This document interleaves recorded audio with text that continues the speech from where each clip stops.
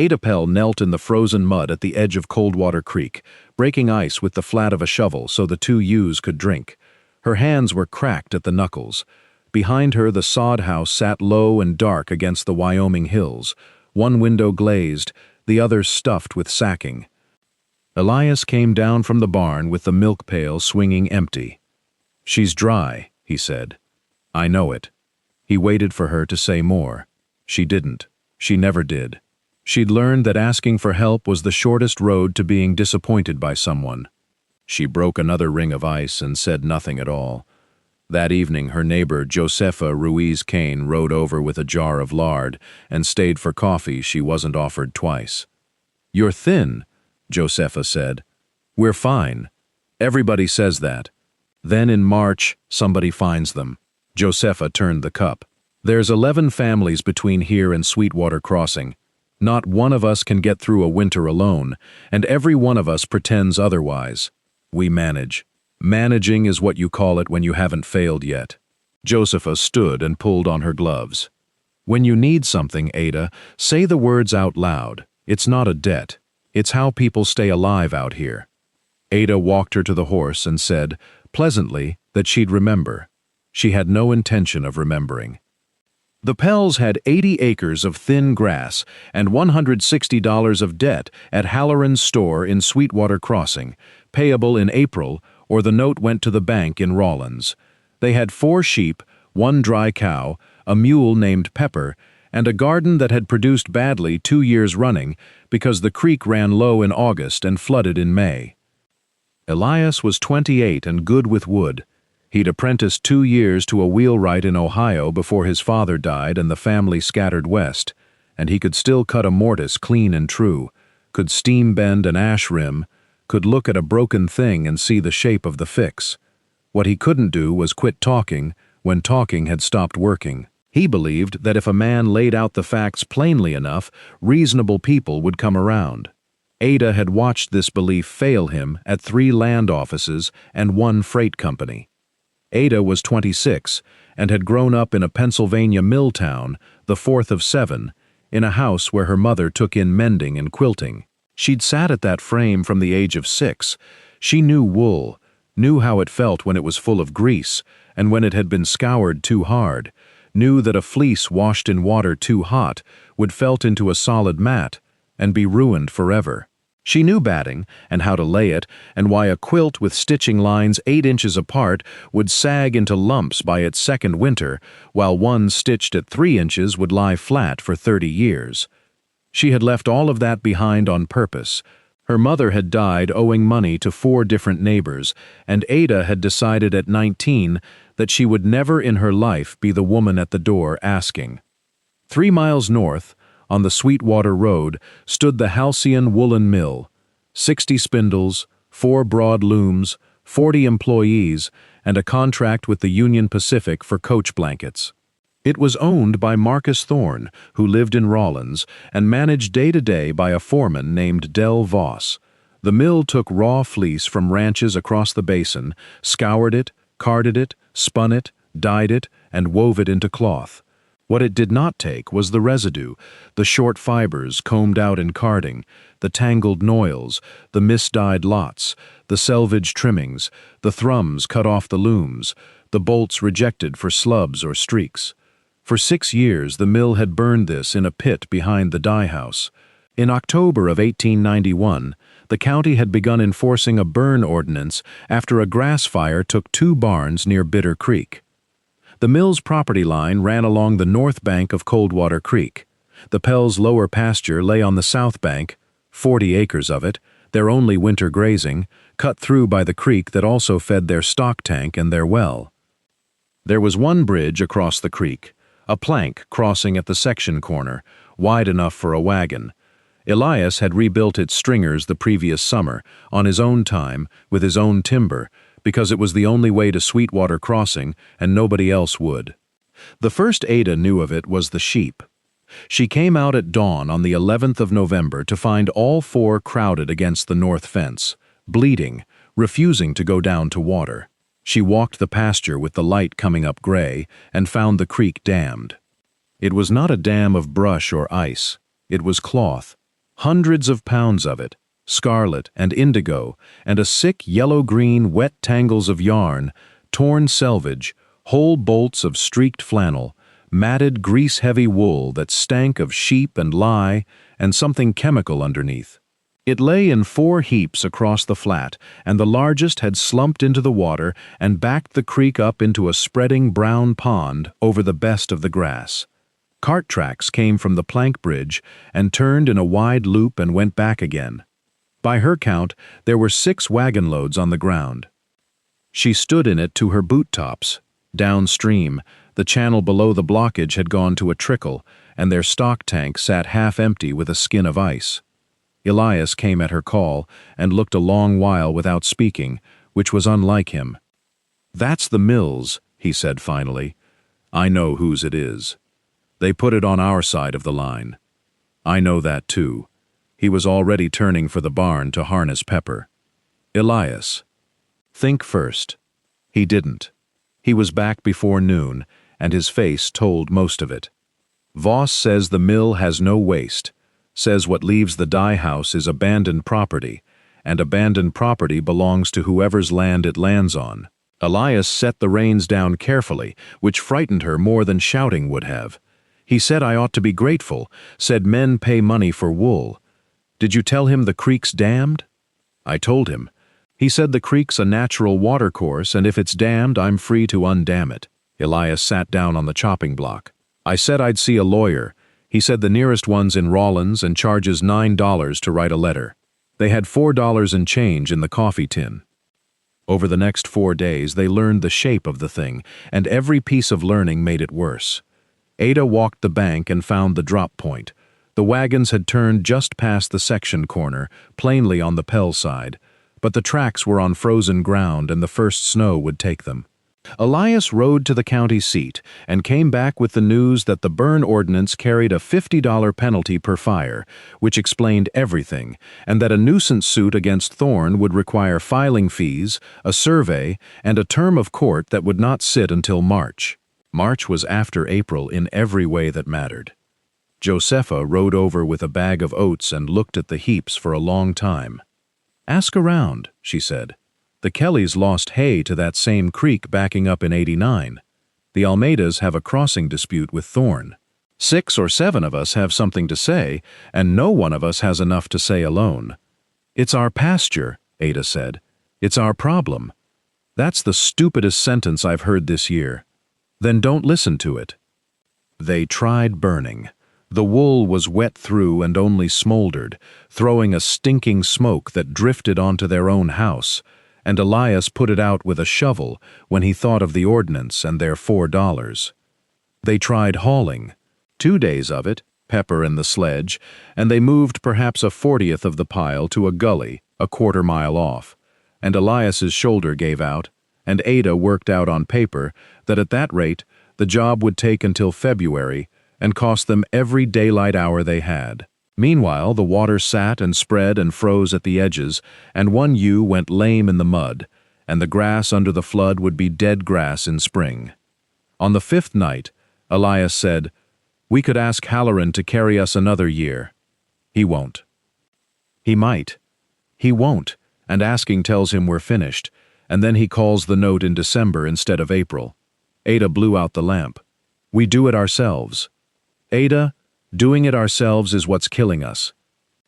She didn't answer, because she had no answer, and because the next morning she went out at first light with a hay fork to keep clearing, and found, under the 4th heap, the thing that changed everything. The bottom 18 inches of the largest pile were dry. Not damp, dry, and warm enough that when she pushed her bare hand into it, the heat came up around her wrist like bath water. Frost lay on top of the heap in a white crust. Beneath, 3 inches down, the yellow-green flannel was cold and stiff. But deeper, where the loose carding waste had packed itself into a thick loft, the cold had simply stopped. It had not gotten through.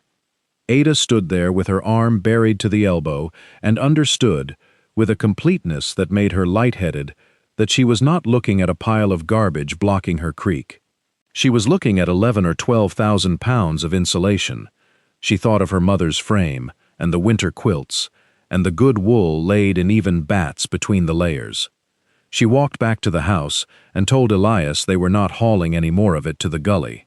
They were going to wash it. He asked, "With what?" She said, "With barrels and hot water and lye soap and his hands, and if she was wrong they'd have lost a week they didn't have." He looked at her and at the pile and went to find the barrels.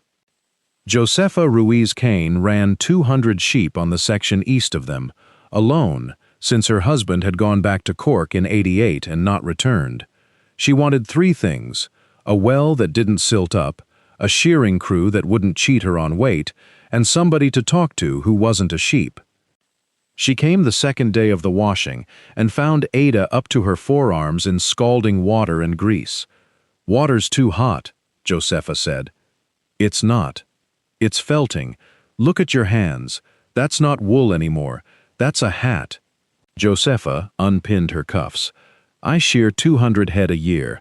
I know what a ruined fleece looks like." Ada looked at the mat in her fingers, and it was, indeed, a hat. "You don't need help. I know. Move over anyway, you're blocking the barrel." Josefa rolled her sleeves. "Blood warm and don't stir it. Agitation and heat together, that's what does it. One or the other, never both." The system they built over the next 11 days was ugly, and it worked, mostly. Elias set 4 whiskey barrels in a row on cribbing behind the barn, each one sawn down to waist height. Under the first 2 he built a firebox from creekstone and a scavenged sheet of stove iron so that water could be warmed in a kettle and poured across, rather than heated in the barrel itself. Josefa's rule: blood warm and steady. The 3rd barrel held clear rinse. The 4th held rinse with a splash of vinegar, because Ada remembered her mother's hands and the way vinegar cut the last of the lye and left the fiber soft instead of squeaky.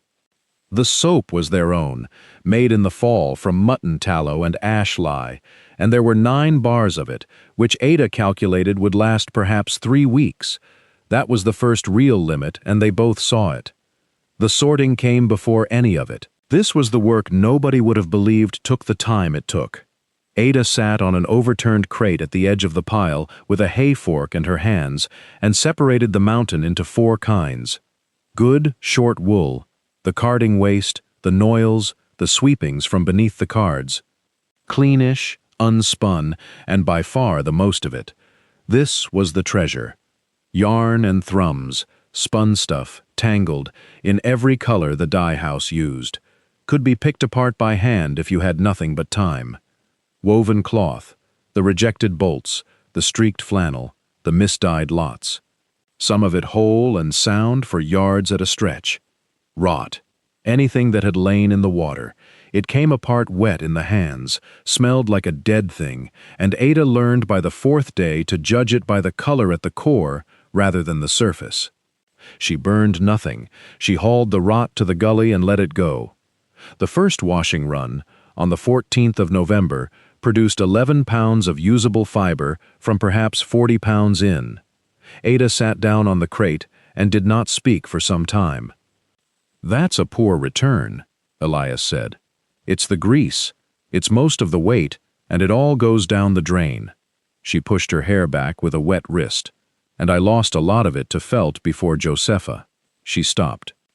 "Before Josefa told you?" "Yes. You could say it plainer." "I could." By the 18th they'd worked the return up to nearly 20 pounds and 40, which Ada thought was about the honest ceiling. The scoured fiber went onto racks Elias built in the barn, 6 frames of 1 by 2 with twine strung across in a grid, stacked with air between, hung where the barn's warmth from the animals would move up through them. Drying took 2 days in good weather. It took 4 in bad. Once it took 6, and the bottom rack went sour and had to be rewashed. They lost most of a day to that, and Ada did not sleep well after. The first blanket came off the frame on the 24th of November. It was made of a doubled bolt of the streaked flannel, indigo, with the streaks turned inward where they wouldn't show. Between the layers, Ada had laid 3 inches of the scoured short wool, teased out by hand into a rough bat.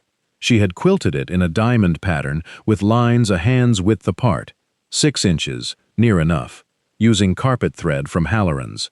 It weighed 9 pounds. It was warm past anything either of them had ever slept under. Elias laughed out loud when he lifted it, an unguarded sound she hadn't heard from him since spring. They put it on their own bed and slept the whole night through for the first time since October. By the fourth night, it had lumps. The lumps were not a small problem. They were the whole problem. Ada spread the blanket on the table in the morning light and pressed it flat with her palms and could feel exactly what had happened. The wool had migrated. Every 6-inch diamond had become a little sack, and inside each sack the fiber had crept downhill and bunched at the low corner, and between the bunches there were places she could pinch the 2 layers of flannel together with nothing between them at all. She put the lamp behind it. The bunched spots glowed dark. The bare spots glowed like windows. "Cold gets in wherever the wool isn't," she said. "It doesn't matter how much you put in if it won't stay put. Stitch it tighter. That's part of it." She was already thinking past him. "But there's another thing wrong, and I can't name it yet." She named it 3 days later, and it came from her mother, though her mother had never said it in so many words. When Ada was a girl, the good quilts had been made with carded bats, wool combed into a sheet, all the fibers lying roughly one direction, laid down in a single piece. What Ada had was not a bat. It was a heap of short, loose fiber pulled apart by hand, every strand pointing every which way, with no more structure than a snowdrift. Of course it moved. There was nothing in it to hold it together. She had no carding machine and no hand cards. Halloran's had a pair for $2.40. They had, by then, $1.90. What she did instead took her 4 days to work out, and she got it wrong twice. The first attempt, she tried teasing the fiber out on the floor and rolling it up like a rug, thinking she could make a rope of it and coil the rope. It compacted into something with the loft of a doormat. Warmth in a blanket, she was learning, was not the wool. It was the air the wool held. Crush the air out and you have a heavy nothing. The second attempt, she laid it in a thin, even sheet on a bed sheet, damped it very slightly, and pressed it. It held its shape beautifully. It also began, faintly, to felt, and Ada could see where that road ended. She'd have a solid mat that couldn't breathe and wouldn't dry once wet. The third attempt worked, and it worked because of the thrums. She had a bushel basket of tangled yarn she'd been picking apart in the evenings out of stubbornness. It occurred to her that a layer of loose yarn, laid across a layer of loose fiber, would catch it, the way brush laid on a sandbank catches sand. She built a test square 2 feet on a side, fiber, then a crosshatch of yarn laid at right angles, then fiber laid the opposite way, then yarn again. 4 layers. She stitched it at 3 inches and shook it for a quarter hour. Nothing moved. She made a second square with the fiber all one direction and no yarn between, stitched the same, shook it the same. It bunched in a minute and a half. Elias watched her do this twice more before he understood she was running an experiment, and then he built her a proper shaking frame out of scrap so she could do it without wearing her arms out. "You want a stretching frame too," he said. "You're laying that stuff on a table and the cloth's got slack in it. Slack's what lets it wander." He built the frame the last week of November, a rectangle of 2 by 4, 8 feet by 6, with a row of blunt wooden pegs down each rail. The bottom cloth stretched over the pegs and held drum tight. The wool went on flat. The top cloth went over and pinned. Then the whole thing came out of the frame with the tension quilted into it. It was the single most useful thing either of them built. The second blanket, finished the 2nd of December, 3-inch stitching, alternating fiber layers, yarn crosshatch between, made on the frame, weighed 11 pounds and did not lump. It took Ada 9 hours to quilt. That was the next problem, and she didn't have an answer for it yet.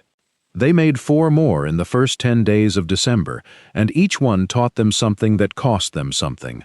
Number 3 failed at the edges. Ada had turned the raw edges in and stitched them, and after a week of use, the binding had pulled loose in 3 places and the wool had begun to work out. She fixed it by cutting binding strips from the sound parts of rejected bolts and applying them properly, folded double, which added 40 minutes to each blanket and used cloth she'd rather have used for shells. Number 4 taught them about color. Ada had assumed she should hide the mill's garish dye lots, the scarlets, the sick yellow-greens, the streaked indigos. She made number 4 in a somber brown-gray from a lot of undyed reject.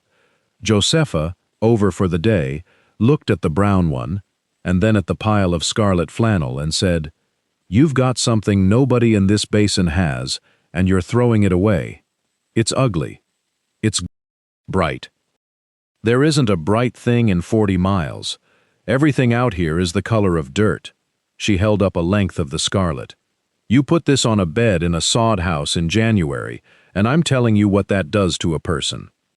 Ada made number 5 from the scarlet with an indigo binding, and when she hung it over the fence to air, Elias stopped in the yard and just looked at it. Number 6 went to the sheep.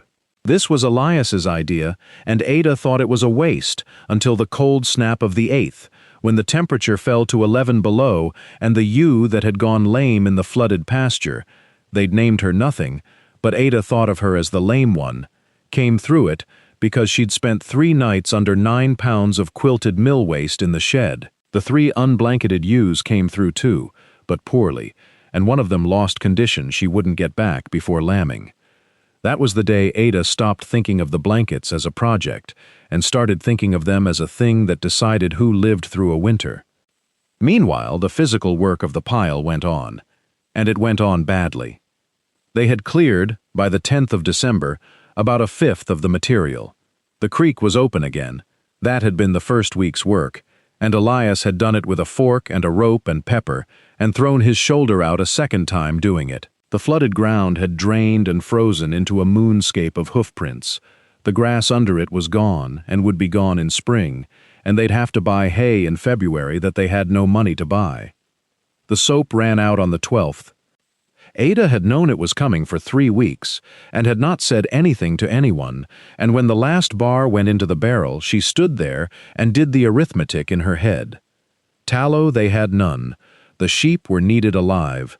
Lye they could make from ash. A bar of soap at Halloran's was 15 cents, and they had $1.90 and a note for $160 coming due in April. She washed one more run with the scrapings, and then the barrels sat cold for 2 days while she tried to think her way around it and could not. On the 15th, Josepha came over with a bucket. "What's that?" "Tallow. I lost a wether to the cold, and I'm not eating all of it before it turns." She set it down. "That's 11 pounds. That's 40 bars if your ash is any good." Ada looked at the bucket for a long moment. "I can't pay you for it." "I didn't ask you to pay me for it." "Then I can't take it." Josepha sat down on the crate, uninvited, and looked up at her. "Ada, I run 200 head by myself, and my well silts every August, and I have to hire 2 men to dig it out, and I can't afford 2 men.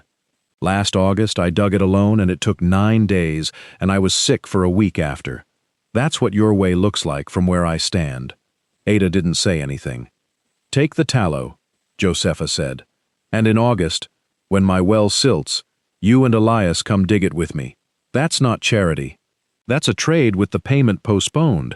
Can you live with it if we call it that?" Ada took the tallow.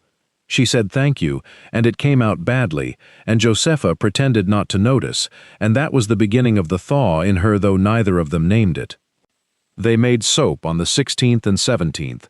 Ash lye leached through a barrel of hardwood ash and straw, boiled with the rendered tallow, poured into a wooden trough, and cut into bars on the 18th. It came out soft, and it needed 3 weeks to cure properly, so they used it soft, which meant using more of it, which meant 30-odd bars instead of 40. Ada wrote the numbers in the back of the household ledger because she had begun to understand that she was running something that needed numbers. Per blanket, about 4 pounds of scoured fiber, which took 20 pounds of raw pile, which took roughly 1/3 of a bar of soap, and 2 kettles of hot water, and about 3 hours of sorting, 8 yards of shell cloth from the reject bolts, free, 2 spools of carpet thread at 10 cents, the only cash cost, and the thread was the thing they'd run out of next. 9 hours of quilting. Call it 2 full days of work by 2 people for 1 blanket, if nothing went wrong. Nothing going wrong was rare. On the 19th, the north wind took the tarpaulin off the drying racks in the night and put sleet through 80 pounds of finished fiber. Ada found it in the morning, wet, sour by afternoon. Elias built a proper shed roof over the racks, out of the sound reject bolts, stretched on a frame, which took him a day and a half, and used cloth she'd wanted. On the 21st, Pepper came up lame from working the frozen pasture, and they rested her 4 days, which stopped the hauling entirely. On the 23rd, Ada's right hand seized in the night, the fingers curled and would not straighten, and she lay in the dark working them loose with her left hand, and understood that 9 hours of quilting a day was going to break her before the pile did. She told Elias in the morning. She told him because she was too tired not to. 9 hours a blanket, she said. I can do 5 a fortnight, maybe. That's it, that's the ceiling. Then we need more hands. We can't pay hands. Josepha quilts. Josepha has 200 sheep. Josepha, Elias said, has 200 sheep and no one to talk to from November to March. And you know it better than I do.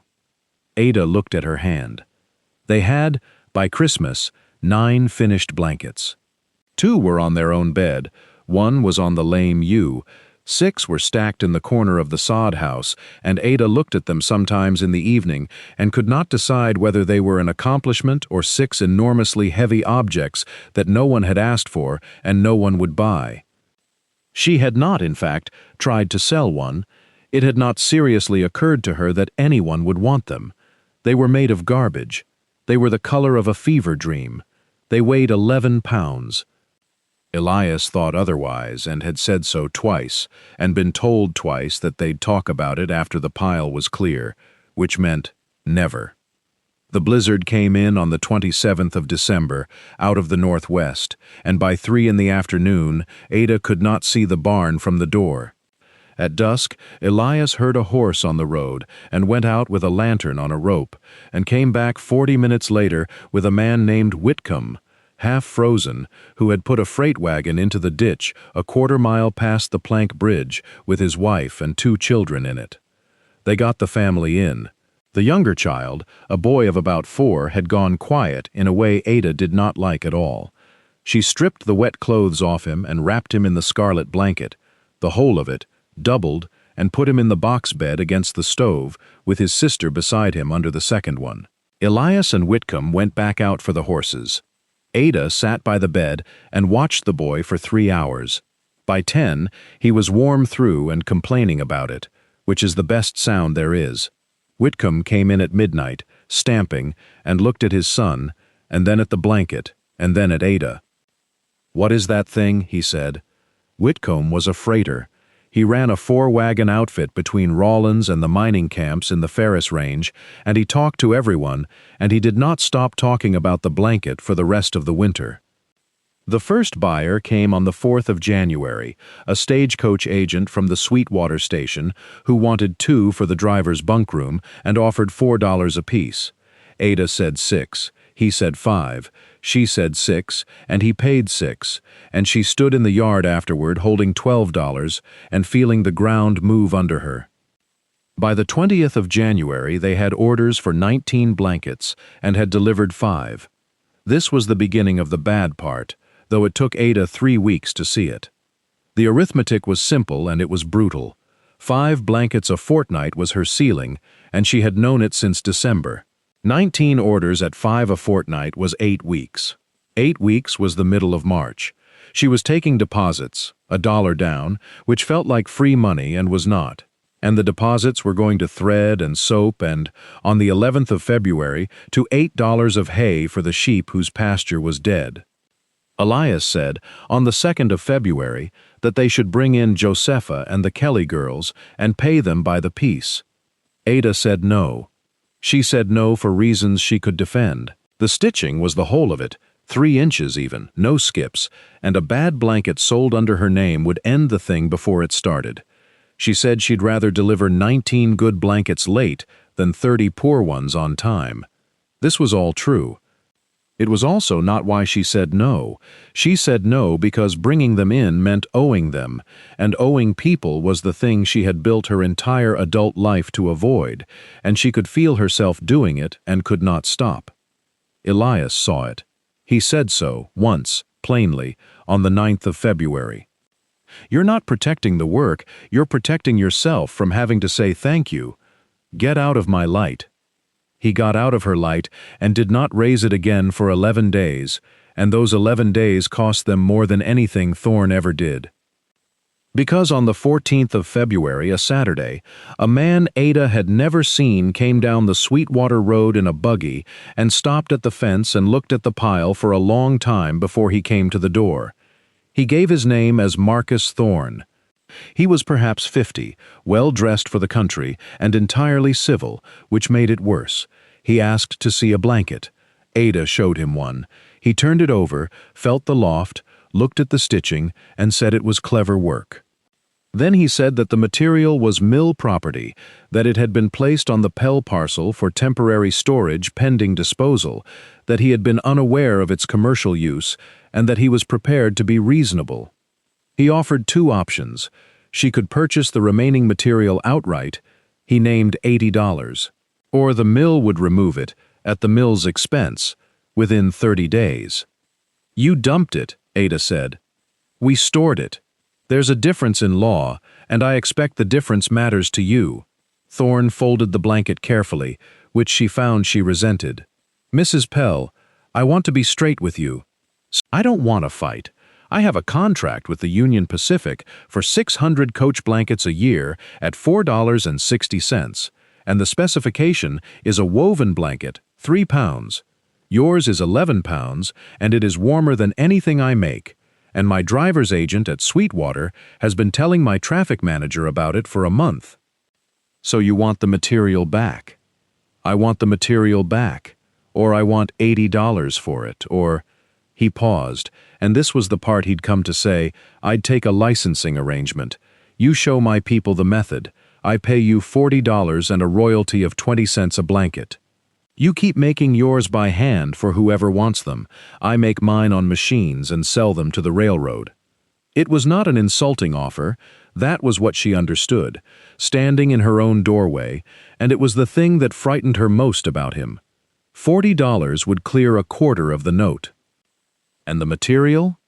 The material is mine. That part isn't negotiable. It's on my land. Prove it was abandoned." He put on his hat. "I have a bill of lading that describes it as stored goods, and a foreman who'll say he asked your husband's permission. You have a husband who came to my mill and shouted at Del Voss in front of 9 witnesses, which reads as a dispute, not a gift." He nodded to her, perfectly polite. 30 days. Think it over. Ada did not tell Elias about the licensing offer. That was the choice. She made it that evening, deliberately, sitting at the table with the ledger open, and her reasoning was that Elias would go to Rawlins and shout at somebody and make it worse, the way he had made it worse at the mill in November. She told him Thorne wanted $80 or the material back in 30 days. She left out the rest. It was the worst thing she did in the whole of that winter, and she knew it was wrong while she was doing it. The 30 days ran to the 16th of March. What followed was 3 weeks of the wrong kind of work. Ada quilted until her hand seized every night, and she pushed through it, and the quality began to go. She found a skipped run of 11 inches in a blanket already delivered, and had to ride out to the Almeida place and take it back and redo it, which cost her a day and most of her pride. She turned away 4 new orders. She stopped sleeping properly. On the 28th of February, she snapped at Josepha over nothing at all, and Josepha rode home without finishing her coffee. Elias, meanwhile, did the thing Elias did. He went to see people. He rode to the Kellys and the Almeidas, and to Whitcomb, and to 2 ranches beyond Sweetwater Crossing, and he came back on the 4th of March with a piece of paper. 6 affidavits, he said, sworn. Every one of them saw mill wagons cross the plank bridge in November and dump and go, and Almeida's boy watched them do it twice. That's not storage. Nobody stores goods by tipping them in a creek. Ada looked at the paper. You went around asking people for help. I did. Without telling me. You'd have told me not to. He set his hat down. Same as you didn't tell me whatever it is you haven't told me since Thorne was here. The affidavits were good. That was the maddening part. They were exactly what a court would want, and Elias had gotten them by doing the one thing Ada refused to do, and she could not admit that out loud. So she found the flaw instead. Almeida's boy is 9, she said, and Kelly's got a grazing dispute with Thorne that goes back 3 years, and the Sweetwater agent buys our blankets. Thorne's lawyer will call every one of these interested, or a child. Then we get more. We get more, and it's still 6 neighbors against a bill of lading and a foreman. She pushed the paper back. It's not enough. It was not enough. She was right about that, but she said it in a way designed to end the conversation, and it ended it, and Elias went out to the barn and stayed there until dark. On the 7th of March, Del Voss came down with 2 wagons and 4 men and began loading the pile. Elias stood in front of the lead team. Ada watched from the door with her heart going and thought, with terrible clarity, he is going to get himself hurt, and I let this happen. Voss did not touch him. Voss was a working man with a job to do, and he simply waited, and then walked his team around, and the 4 men loaded from the far side of the heap for 6 hours, while Elias stood in the cold and watched. They took perhaps 1.5 tons. They came back the 9th and took as much again. By the 11th of March, 1/3 of what remained was gone. Ada calculated, and the calculation was the worst she'd done. What was left on the ground would make about 60 more blankets. She had 14 unfilled orders and a note for $160 due the 1st of April. Her deposits were spent. If Thorne cleared the ground by the 16th, she would finish perhaps 9 of the 14 and owe 5 people their money back and have nothing to make anything from afterward. She began working nights. On the 12th, she quilted until 2 in the morning and made a bad job of a whole blanket and had to unpick 4 hours of it in daylight. On the 13th, she went out to the barn at dawn to pull fiber and found the drying shed roof torn open. The reject cloth roofing Elias had built in December had rotted at the tacks over 3 months of freeze and thaw, which was a thing they should have foreseen and had not, and 110 pounds of scoured, dried, ready fiber lying under an inch of snow. She stood in the wreck of it and did not cry, and later thought that she should have. They dried what they could. 60 pounds came back sound. The rest went sour on the racks and had to be washed again, and they were out of soap by then, and the ash barrel needed 3 days. On the 14th of March, Josepha came. She had not been over in 2 weeks. She stood in the yard and looked at the torn shed, and the shrinking pile, and the wagon ruts, and then she went into the house, without being asked. Elias came to see me, she said. Ada was at the frame. She didn't look up. He asked if I'd quilt. He said you'd say no, and he was asking anyway. Josepha pulled out the other chair. I told him I'd do it. 20 cents a blanket, and you can inspect every one and throw back any I do poorly. And if I'm slow, you tell me so. I don't need. Ada. Josepha put her hand flat on the frame, over the work, so that Ada had to stop. I know what you're going to say, and I want you to hear yourself say it. You have 14 orders, 1 pair of hands, a hand that doesn't open in the morning, 9 days, and a man in Rawlins taking your material away by the wagon load, and you're about to tell me you'd rather fail alone. Ada looked at the hand on her work. It's my name on them, she said. It's your It's not your bones. Josepha stood. I'll come Tuesday. If you turn me out at the door, that's the end of it, and I won't come again. She went. Ada sat with the needle in her fingers and did not move for a long while, and then she did the thing she had been doing all winter and got back to work, because working was the only motion she had. On the 15th of March, she rode to Rawlins. She did not tell Elias where she was going. She told him she was seeing Halloran about the note. She saw Thorne in his office above the freight depot at 4 in the afternoon, and she took the licensing offer, and she asked for $60 instead of $40 and got $50, and she signed a paper that said she would deliver a written description of the method and one sample blanket by the 1st of April, in exchange for $50.20 a blanket on mill production. She rode home with the paper in her coat, and $50 she had not earned in any way she could name, and told herself she had solved it. Elias was in the yard when she came in. He had a letter in his hand. "Ryder came from Rawlins," he said. "Thorne's lawyer. Formal notice, they're taking the rest of the material on the 20th, and there's a line here about a licensing agreement executed today by Ada Pell." He looked up. "What did you sell?" She told him. "All of it. The offer in February, the 3 weeks of silence, the ride, the $50, the sample due the 1st of April. He listened without interrupting, which was the worst thing he could have done. "You thought I'd make it worse," he said at last. "I thought you'd go shout at someone. I got affidavits." His voice did not rise. "I went to 6 houses and asked people to put their names on paper for us, and I hated every minute of it, and I did it, and you looked at it and told me it wasn't enough, and rode to Rawlins behind my back. It wasn't enough. It was not ours." He set the letter on the table. "You didn't do this because I'd shout. You did it because, if you take help, you owe somebody, and you'd rather sell the only thing we made than owe your own husband a conversation." He took his coat off the peg.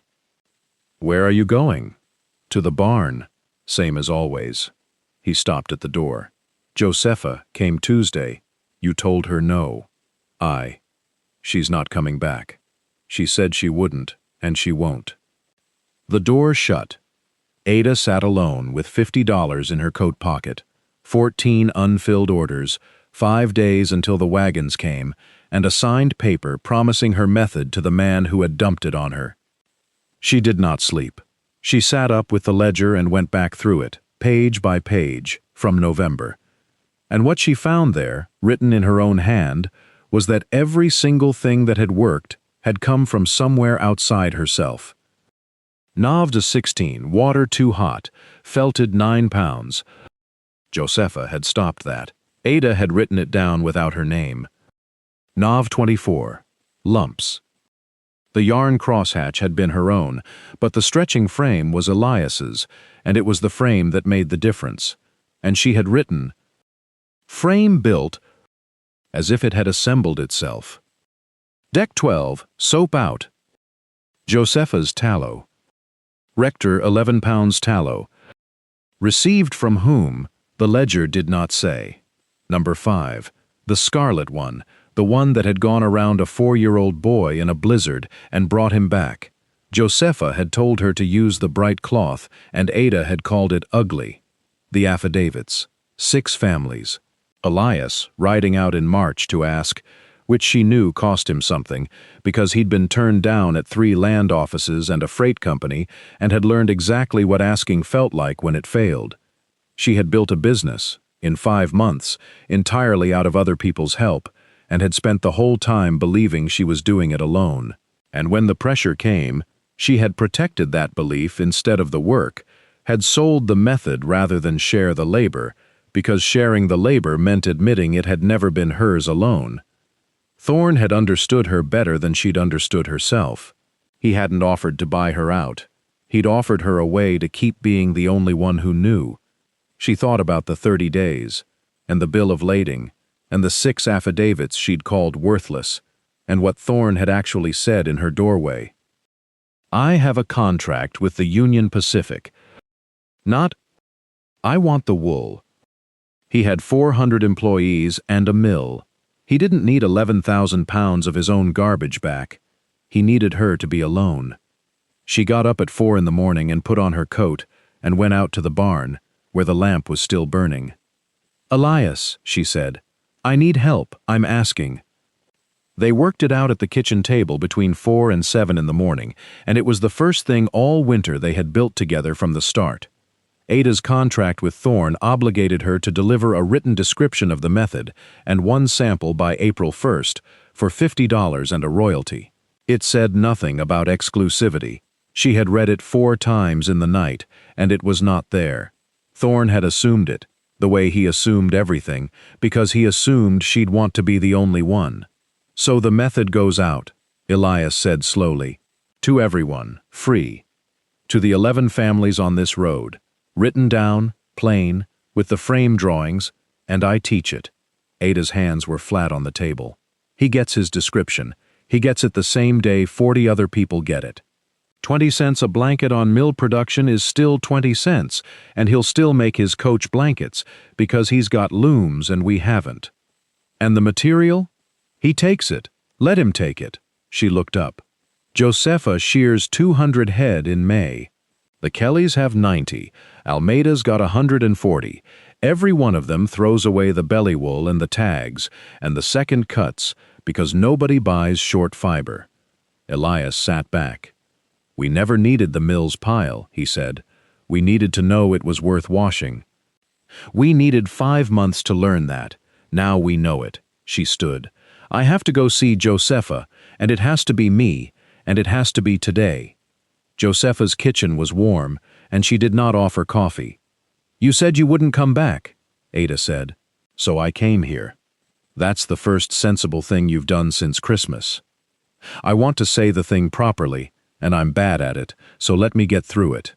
Ada stayed standing. You told me in November that nobody gets through a winter alone. I heard it, and I decided it didn't apply to me. Since then, I've used your tallow, your color sense, your washing knowledge, and your name on a piece of paper for my husband, and I have not once said out loud that I couldn't have done any of it without you. I'm saying it now. I couldn't have. Not one blanket. Josepha's face did not change much. And now you want me to quilt. No? Ada put the packet on the table, 6 sheets in her own hand, and Elias's drawings of the stretching frame and the drying racks, dimensioned. I want you to have this. That's the whole method. Washing temperatures, the vinegar rinse, layer order, the yarn crosshatch, 3-inch stitching, the frame, the racks, why the roof has to be shingle and not cloth, and I want to teach it, here, to whoever comes, starting Tuesday. Josepha read the first page and then the second. You're giving it away. I'm required to give a copy to Marcus Thorne by the 1st of April. Ada sat down at last. I signed it behind Elias's back, and I'd take it back if I could.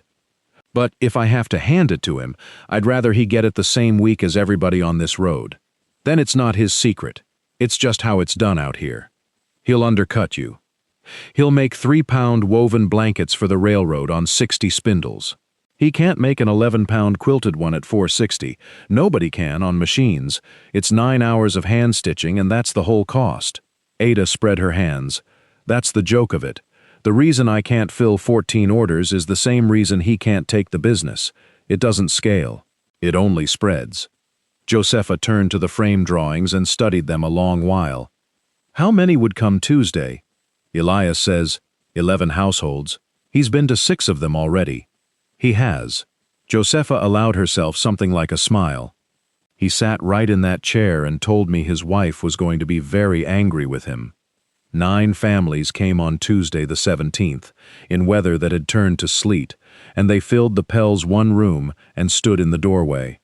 Ada taught for 6 hours.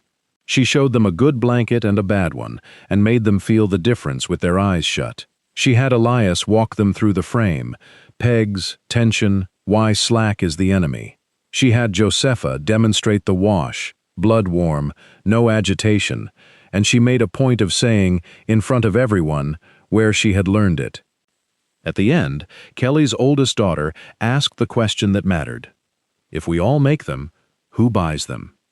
There's 14 orders on my book right now, Ada said, and I can fill 5. There's a coach station, 4 mining camps, 2 freight outfits, and about 900 people between here and the Ferris Range who sleep cold. It is not a small market, and I am not the person to serve it. I'd rather have 9 houses making 40 a month than 1 house making 5 and failing in April. She did not say. And I need every one of you, though it was true. Whitcomb had come, and stayed after, and stood turning his hat. I haul to 4 camps, he said. I'd take them on consignment. 20%. 15, Ada said. 18. Done. The wagons came on the 20th of March. Voss had 6 men this time and worked steadily, and by the 22nd, the lower pasture was bare ground, churned, dead, littered with the rot Ada had culled and hadn't hauled, but bare. The creek ran clear. Ada stood at the fence and watched the last load go over the plank bridge and felt something she had not expected to feel, which was relief. Then the complication. On the 24th, Halloran sent word. Thorne had bought the note. $160, payable the 1st of April, now held by Marcus Thorne. It was a legal purchase and an obvious one, and Ada understood it the moment she heard it. He had heard about Tuesday. He had $50 of leverage he thought she'd already spent, and now he had $160 more. She had $50 in the tin, 12 from the stage agent, and 31 in deposits she'd need to return if she couldn't deliver. $93 against $160, 7 days out. Elias put his coat on. No, Ada said. Not shouting, but yes, going. They rode to Rawlins together on the 26th. Thorne received them civilly, as he did everything. I'll be direct, he said. I bought the note because I want an exclusivity clause, and you'll want the note forgiven. It's a clean trade. You stop teaching, you stop selling above Sweetwater Crossing, and the $160 goes away. 9 families already have the method, Ada said. In writing, with drawings. Then you stop teaching the 10th, and you sign that you'll defend the exclusivity. There it was. The old road wide open. Sign, and the debt vanished, and the farm was safe, and she would spend the rest of her life going to the Kellys and the Almeidas and Josefa Ruiz Kane and telling them to stop. Elias was watching her and saying nothing, which she understood now was a kindness and not a distance. No, she said. Mrs. Pell, I'll pay the note. She took the packet out of her coat and set it on his desk. That's your description, and it's 4 days early. And here's what I want you to know, so you can decide what to do about it in a business way rather than a personal one. She laid it out the way she'd laid out the ledger. You have a contract for 600 coach blankets at $4.63, woven. Ours is 11 pounds and 8 hours of hand stitching, and there is no machine in Wyoming that puts a 3-inch quilting line through 4 inches of loft. You cannot make our blanket at your price. You never could. What you can do is buy short fiber. Thorne's eyes moved. 9 families on the Coldwater Road are about to start washing wool waste in barrels, Ada said. Belly wool, tags, second cuts, everything the shearing crews throw on the ground. By June, there'll be more clean, short fiber in that valley than any of us can use, and every pound of it is currently going in a pit. You have carding machines. Short fiber is what carding machines are for. Buy it at 4 cents a pound and put it in your own batting and stop paying freight on scoured wool from Rawlins. And in exchange? You forgive nothing. I'll pay the $160 on the 1st of April, in full, and you'll deduct my royalty from it, and I'll bring the rest in cash. She stood. I'm not asking for a favor. I'm telling you where your supply is. They rode back that night in the cold. $93, Elias said. And $160 due Wednesday. I know. Ada, we don't have it. No, she said, we don't. She did the thing on the 28th that she could not have done in November or December or at any point before 4 o'clock on the morning of the 16th of March. She rode the Coldwater Road and asked, not for money. She asked 9 households to fill her 14 orders. She had the shells cut and the fiber scoured, 60 pounds of it, saved from the shed collapse, and she carried it out to them in Pepper's panniers, and she asked each one to quilt what they could by Tuesday at 40 cents a blanket, and she wrote down every name and every promise in the ledger where she had once written the frame built. As though frames built themselves, Josefa took 4. The Kellys took 3, 2 of them quilted by the oldest daughter who had asked the question. Almeida's wife and sister took 2 and delivered them a day early. Whitcomb, coming through on the 30th, took 11 finished blankets on consignment at 18% and paid $40 against them out of his own pocket because, he said, he'd rather owe a debt to a person than carry cash over the pass. On the 31st, Ada counted it out on the kitchen table, 50 from the tin, 12 from the stage agent, 31 in deposits now honestly earned, 40 from Whitcomb, and 29 from the last 4 blankets delivered to the Sweetwater station. $162. Less $36.80 paid out in quilting fees. She was $24.80 short. Elias put his hand on the table. "Say it," he said. Ada looked at the money, and at the door, and at 5 months of being the woman who never asked. "I'm going to Josepha's," she said, "to borrow $25 against the August well digging. I'll saddle Pepper." No, Ada was already reaching for her coat, and she was, unexpectedly, almost laughing. "Come with me." The 11th of November, 1 year on. Ada knelt at the edge of Coldwater Creek and broke the ice with the flat of the shovel, and the 4 ewes and the 6 new ones came down to drink without being coaxed, because there was nothing on the flat to frighten them anymore. The grass had come back thin that spring and thick by August, seeded over with rye Josepha had given them out of her own bin. Behind her the sod house had a proper window in both walls now. The lower pasture held 3 drying sheds with shingle roofs and 11 barrels on cribbing, and the smell of hot water and tallow soap. Kelly's oldest daughter, Rose, 19, and better at the wash than Ada had ever been, was turning fleece with a paddle and arguing with Almeida's sister about whether the vinegar rinse was worth the cost. They had made 211 blankets since April, across 9 households. Nobody was rich. Josepha's well had been dug in 9 days by 7 people and had stayed clear. Thorne bought short fiber at 4 cents and complained about the price every time. Elias came down from the barn with the milk pail, full, swinging. "Josepha's coming for supper," Ada said. "I asked her." He stopped. He looked at her for a moment. "You asked her?" "I did." Ada straightened up and handed him the shovel and went to meet the road.